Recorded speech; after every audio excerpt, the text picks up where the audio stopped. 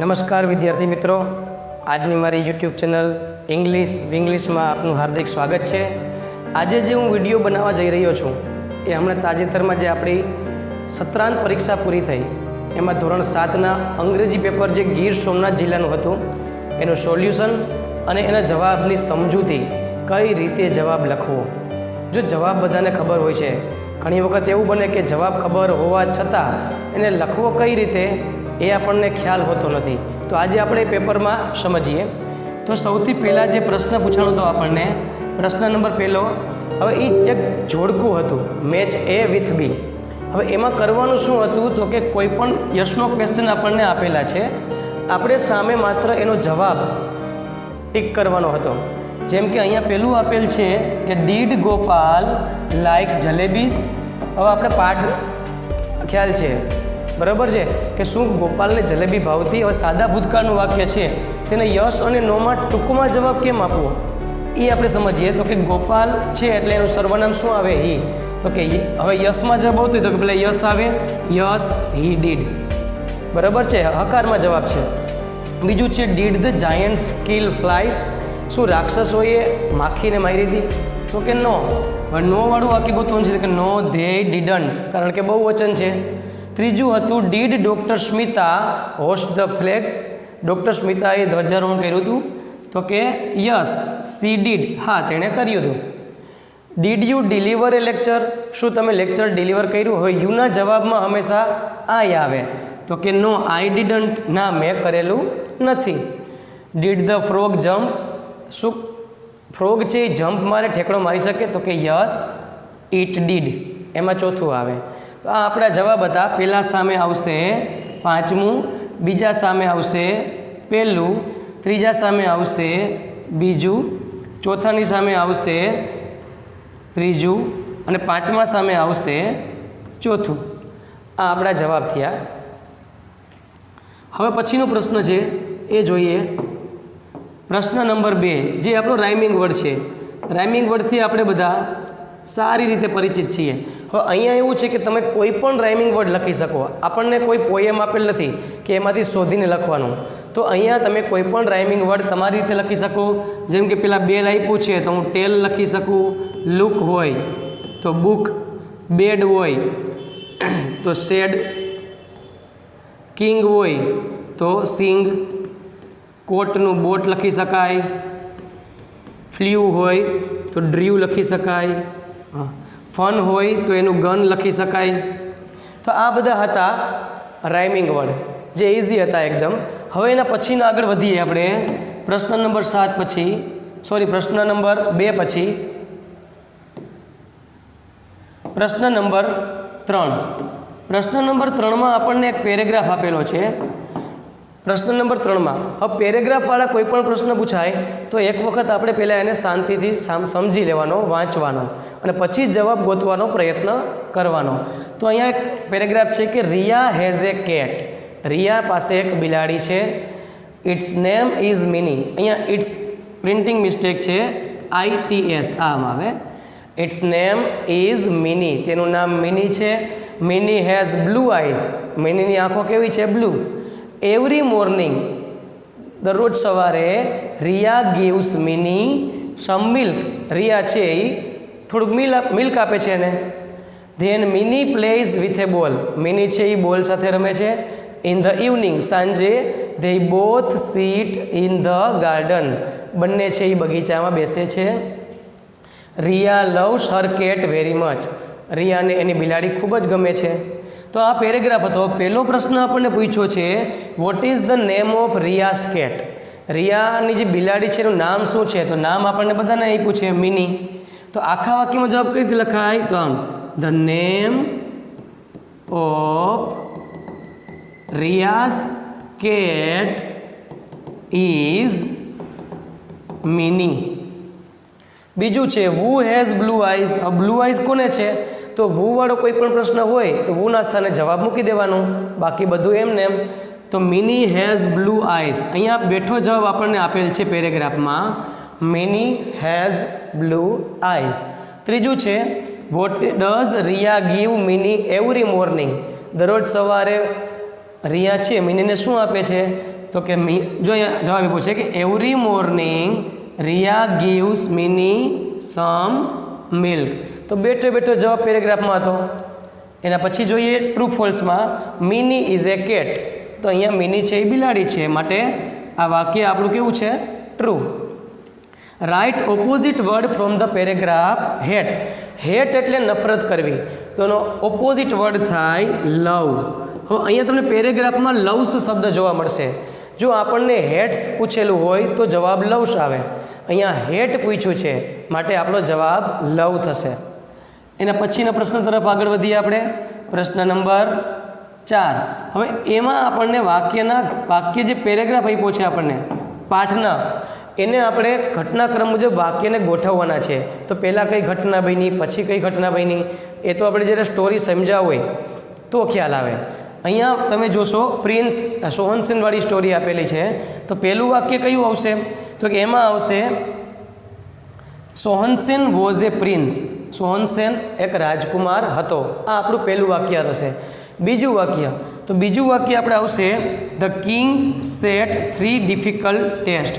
રાજા જે હતા, રાજકુમારીના પિતા, એણે 3 ડિફિકલ્ટ ટેસ્ટ રાખી હતી. પછીનું વાક્ય આવશે, હવે આપણને ખબર છે કે 3 વખત એને છુપાવી હતી. પહેલી વખત તો કે માઉન્ટેન ઉપર, બીજી વખત એને ક્યાં છુપાવી હતી? તો કે ગોલ્ડન લીફ બનાવ્યું હતું, અને ત્રીજી વાર તળાવમાં, ઊંડે તળિયામાં. તો અહીંયા ટોપ ઓફ એ માઉન્ટેન.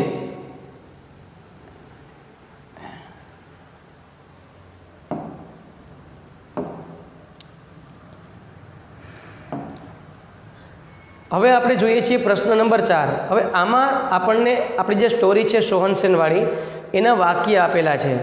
આ વાક્યને આપણે ઘટનાક્રમ મુજબ ગોઠવવાના છે. તો આપણે જોઈએ તો પહેલું વાક્ય કયું આવશે? તો આપણને ખ્યાલ છે કે સોહનસેન એક રાજકુમાર હતો સ્ટોરી મુજબ. ત્યાર પછીનું વાક્ય તો કે રાજાએ છે 3 ડિફિકલ્ટ ટેસ્ટ રાખેલી હતી. રાજકુમારી સાથે લગ્ન કરવા માટેની એક શરત હતી. ત્યાર પછી તો કે રાજાએ તેની રાજકુમારીને 3 અલગ અલગ જગ્યાએ છુપાવેલી હતી. તેમાં પહેલાં ક્યાં છુપાવી હતી? તો કે ટોપ ઓફ એ માઉન્ટેન, પર્વતની ટોચ ઉપર. ત્યાર પછી તો કે ગોલ્ડન લીફમાં એને કન્વર્ટ કરી હતી, એટલે એ ચોથું વાક્ય આવશે. ને લાસ્ટમાં એને ડીપ લેકના જે ઊંડું તળાવ હતું એના તળિયામાં રાખેલી હતી. તો આ એને સાચો ક્રમ થયો. એના પછીનો પ્રશ્ન જોઈએ, પ્રશ્ન નંબર 5, જે આપણે ઉલટ પ્રશ્ન કહેવાય છે, જેને બીજી ભાષામાં કહેવું હોય તો યસનો ક્વેશ્ચન. સાદા ભૂતકાળમાં જે આપણે શીખી ગયા. હવે સાદા ભૂતકાળમાં કોઈ પણ કાળમાં યસનો ક્વેશ્ચન બનાવવો હોય તો એની એક સ્ટેપ છે. એ સ્ટેપ મુજબ તમે ચાલ્યા જાઓ, તમારો જવાબ આવી જશે. તો આપણે અહીંયા જોઈએ એક્ઝામ્પલ તરીકે, Rashmi wanted to play chess. હવે સ્ટેપ કયા છે? તો કે સૌ પ્રથમ આપણે ખબર છે કે સહાયકારક ક્રિયાપદ મૂકવું. હવે સહાયકારક ક્રિયાપદ મૂકતા પહેલાં વાક્યનો કાળ નક્કી કરવો પડે. અહીંયા સાદો ભૂતકાળ છે, ક્રિયાપદની પાછળ ઈડી પ્રત્યય લાગેલો છે. તો સાદા ભૂતકાળ છે, તો સાદા ભૂતકાળમાં સહાયકારક ક્રિયાપદ આપણે ઉછીનું લેવું પડે. કયું? તો કે ડીડ. એક્ઝામ્પલમાં પણ આપણને આપેલું છે. આટલું કર્યા પછી વાક્યની શરૂઆતમાં વહી જવાનું. તો શું આવે છે? તો કે રશ્મિ. ત્યાર પછી ડીડ આવી ગયું, એટલે હવે ક્રિયાપદ મૂકવાનું છે. રસ્તામાં આવતું જઈ બધું લેતું જવાનું છે. તો વોન્ટેડના સ્થાને હવે આપણે શું લખશું? તો કે વોન્ટ. બાકી જે વધ્યું છે તે ટુ પ્લે ચેસ. પ્રશ્નાર્થ ચિહ્નની નિશાની ભૂલવાની નહીં. એ જ રીતે બીજામાં આવશે ડીડ. હવે વાક્યની શરૂઆતમાં વયા ગયા હી. કિલ્ડના સ્થાને આવશે કિલ. Flies at 1 blow.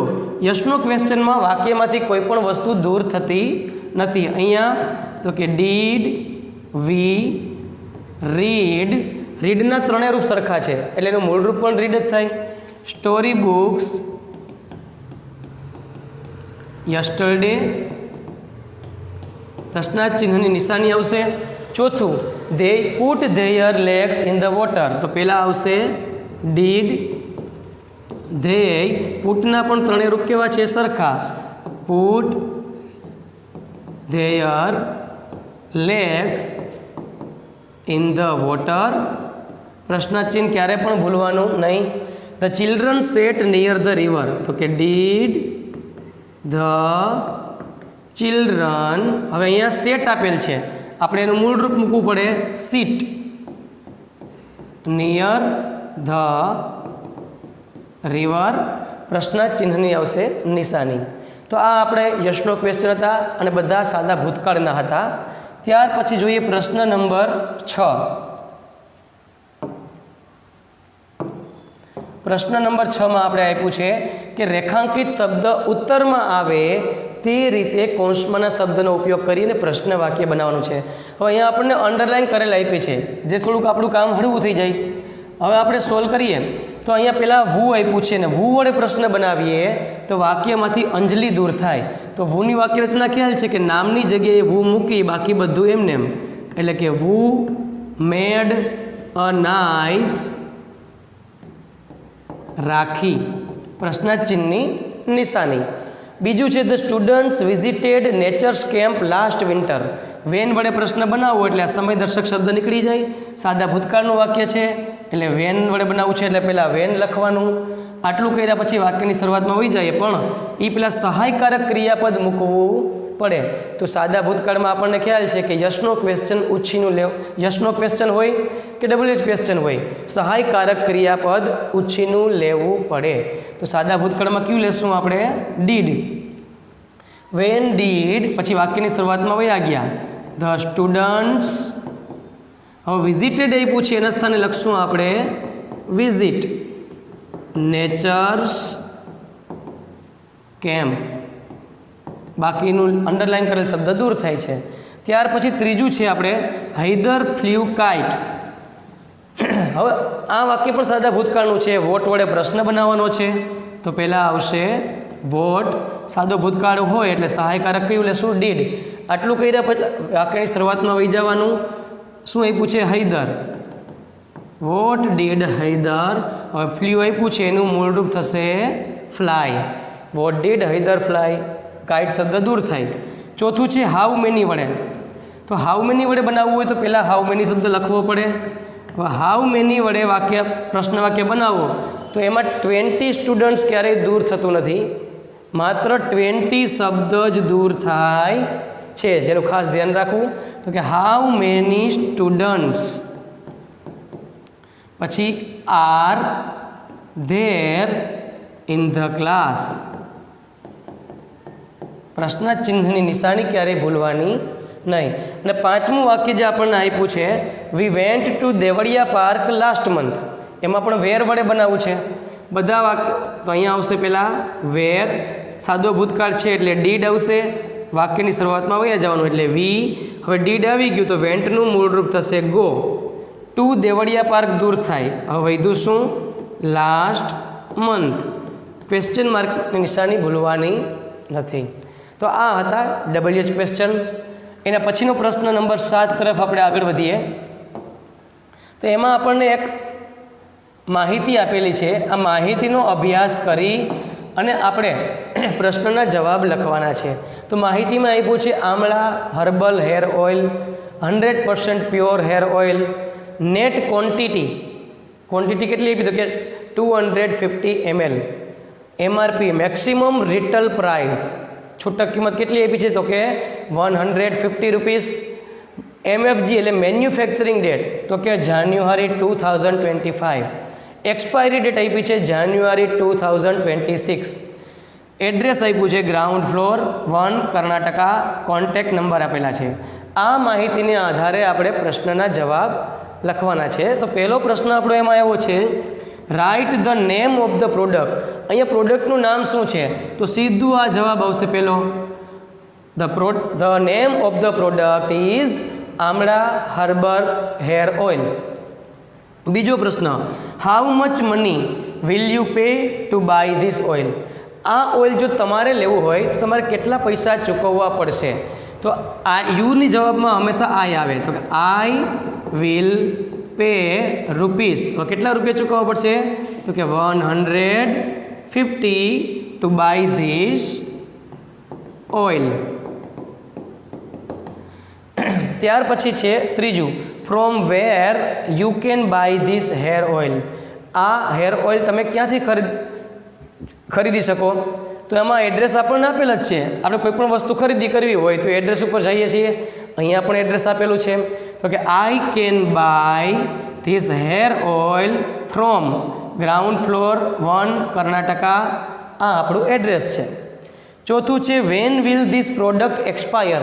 આ પ્રોડક્ટ છે એક્સપાયર ક્યારે થાય છે? તો જવાબ લખશું કે this product will expire on, એમ કરીને આ આપણો જવાબ છે ચોથાનો, January 2026. Is there any contact number mention? શું અહીંયા કોઈ કોન્ટેક્ટ નંબર મેન્શન કરેલો છે? તો કે yes, there is contact number mention. શું કરેલો છે એ આપણને પૂછ્યું નથી, કરેલો છે કે નહીં આપણને એટલું જ પૂછ્યું છે. એટલે તમે કોન્ટેક્ટ નંબર લખો નહીં તો પણ તમારો જવાબ સાચો પડે. આપણે યશમાં જવાબ લખવાનો છે. ત્યાર પછી આપણે પ્રશ્ન નંબર 8 તરફ જઈએ. હવે પ્રશ્ન નંબર 8માં આપણને એક વિઝિટિંગ કાર્ડ આપેલું છે. આ વિઝિટિંગ કાર્ડનો અભ્યાસ કરી અને પછી પ્રશ્નના જવાબ લખવાના છે. તો વિઝિટિંગ કાર્ડમાં છે સંજય આર્ટ્સ એકેડમી. હવે કોચનું નામ છે સંજય પરમાર. લર્ન શું શીખડાવે છે? તો કે કરાટે. કોને? બોયઝ એન્ડ ગર્લ્સ બંનેને. ટાઈમ તો કે 6 AM to 7 AM, સવારે 6 થી સવારના 7 વાગ્યા સુધી. કોલ એના કોન્ટેક્ટ નંબર છે અને એનું એડ્રેસ આપ્યું છે plaza complex near bus station Talala Gir. હવે અહીંયા પ્રશ્ન પહેલો એવો છે કે what is the name of the academy? એકેડમીનું નામ શું છે? તો સ્ટાર્ટિંગમાં જ આપેલ છે the name of the academy is Sanjay arts academy. આ આપણો જવાબ છે પહેલાંનો. બીજું, who is the coach? Coach કોણ છે? તો હુના સ્થાને શું મૂકવાનું? Sanjay Parmar. Sanjay Parmar is the coach. Where is this academy located? આ એકેડમી ક્યાં આવેલી છે? તો કે this academy is located at, એમ કરી અને અહીંયા આપણે આપેલ છે address plaza complex near bus station Talala Gir. ચોથો પ્રશ્ન છે can boys join karate classes? શું બોયઝ છે કરાટે ક્લાસીસ જોઈન કરી શકે? તો અહીંયા આપ્યું જ છે જુઓ, બોયઝ એન્ડ ગર્લ્સ. તો કે યસ, પછી કરીને લખવાનું boys can join karate classes. Is there any website given here? અહીંયા કોઈ વેબસાઇટ આપેલી છે? તો કે no, there is no website given here. તો આ પ્રશ્ન નંબર આપણો 8 હતો. હવે આપણે જોઈએ પ્રશ્ન નંબર 9. હવે પ્રશ્ન નંબર 9માં શું હોય છે? તો કે કોષમાં આપેલા શબ્દોનો મદદથી સંવાદ પૂર્ણ કરો. સંવાદ એટલે કે ડાયલોગ. તો આપણે ડાયલોગ કોષમાં આપણને ઓપ્શન આપેલા જ છે. તો એમાં પહેલું જે છે જુઓ, અમન સેઝ ખાલી જગ્યા વિજયભાઈ. હવે જવાબમાં વિજયભાઈ એમ કહે છે કે ગુડ મોર્નિંગ. હવે ગુડ મોર્નિંગ તમે ક્યારે કહો? તમને જ્યારે કોઈ ગુડ મોર્નિંગ કહે ત્યારે. તો અહીંયા આપણને ખ્યાલ આવી જાય કે અહીંયા જવાબમાં શું આવશે? પહેલાં good morning. Good morning Vijaybhai. ખાલી જગ્યા ફોર બીકમિંગ અવર વિલેજ સરપંચ, કે અમારા ગામના સરપંચ બન્યા બદલ આપણે શું આપીએ છીએ? તો કે અભિનંદન, એટલે કે congratulation. Congratulations for becoming village sarpanch. ત્યાર પછી જોઈએ વિજયભાઈ says thank you it's all because of the villagers ખાલી જગ્યા. આ બધું કોને કારણે થયું? તો કે વિલેજરના સપોર્ટને કારણે. એટલે અહીંયા આવશે support. Aman says and your ખાલી જગ્યા નેચર ટુ, અને તમારા કેવા સ્વભાવને કારણે? તો કે helpful nature too. Vijaybhai says I will always work for my village ખાલી જગ્યા. હું હંમેશા મારા ગામના ખાલી જગ્યા માટે કામ કરીશ. કેના માટે? તો કે ડેવલપમેન્ટ. તો એકદમ સિમ્પલ ડાયલોગ હતો આ. ત્યાર પછીનો પ્રશ્ન છે પ્રશ્ન નંબર 10. હવે પ્રશ્ન નંબર 10માં આપણે જોઈએ છીએ અમુક શબ્દો આપેલા છે આપણને, અને એ શબ્દને આધારે આપણે 5 થી 7 વાક્ય લખવાના છે. તો આપણે એ જોઈએ કઈ રીતે વાક્ય લખી શકાય. તો કે એમાં તમને પહેલું આપ્યું છે ઓપ્શન નેમ, નામ. જો એસે કયો છે? તો કે માય ફેવરિટ ગેમ, મારી મનપસંદ રમત. તો એનું નામ તમને ખ્યાલ હોય તો કે my favourite game is cricket, એક વાક્ય બની ગયું. બીજું એ પૂછે ઇન્ડોર કે આઉટડોર, તો આપણી ગેમ જે સિલેક્ટ કરી છે, ફેવરિટ ગેમ છે એ કઈ છે? ઘરની અંદર રમી શકાય એવી કે ઘરની બહાર રમી શકાય એવી? અંદર હોય તો ઇન્ડોર કહેવાય, બહાર હોય તો આઉટડોર કહેવાય. તો ક્રિકેટ છે એટલે હું વાક્ય કેમ લખીશ? તો કે it is an outdoor game. 2 વાક્ય થઈ ગયા. પ્લેયર્સ, હવે ક્રિકેટમાં ખેલાડી કેટલા હોય? તો કે 11. તો વાક્ય બની શકે there are 11 players in the cricket. પછી રૂલ્સ, તો કે there are many rules in the cricket. આવા એક એક શબ્દ આધારે એક એક વાક્ય બનાવો તો પણ 5 થી 7 વાક્ય ઇઝીલી બની જાય. પ્લેઇંગ ટાઈમ છે તો આપણે ક્યારે રમીએ છીએ એના વિશે એક વાક્ય લખી શકાય, અને કોઈ પણ ગેમ હોય એમાં ફન તો હોય જ છે. તો આ રીતે 5 થી 7 વાક્ય લખવાના હોય છે. ત્યાર પછીનું આવે છે આપણે ચિત્ર વર્ણન, પિક્ચર ડિસ્ક્રિપ્શન, એટલે કે ચિત્રનું વર્ણન કરો. તો ચિત્રના વર્ણનમાં આપણે પણ એમાં તમને શબ્દ આપેલા છે, જેમ કે બર્થડે પાર્ટી છે તો કે this is the picture of birthday party, એક વાક્ય બની ગયું. પછી સેલિબ્રેશન ચાલે છે તો કે the children are celebrated birthday party, બીજું વાક્ય બની ગયું. બલૂન્સ, તો there are many balloons in the picture. Gifts, તો કે there are 2 gifts in the picture. Dance, the children are dancing in the picture અથવા ઇન ધ બર્થડે પાર્ટી. તમે ગમે તે લખી શકો. The children wear cap, funny cap વગેરે લખી શકાય. તો આને આધારે આપણને ખ્યાલ છે કે 5 થી 7 વાક્ય બનાવવાના હોય છે. તો આ આપણું સોલ્યુશન હતું ધોરણ 7ના અંગ્રેજી વિષયનું પેપર, જે હમણાં તાજેતરમાં લેવાયું હતું, અને એ પણ કયા જિલ્લાનું? ગીર સોમનાથ.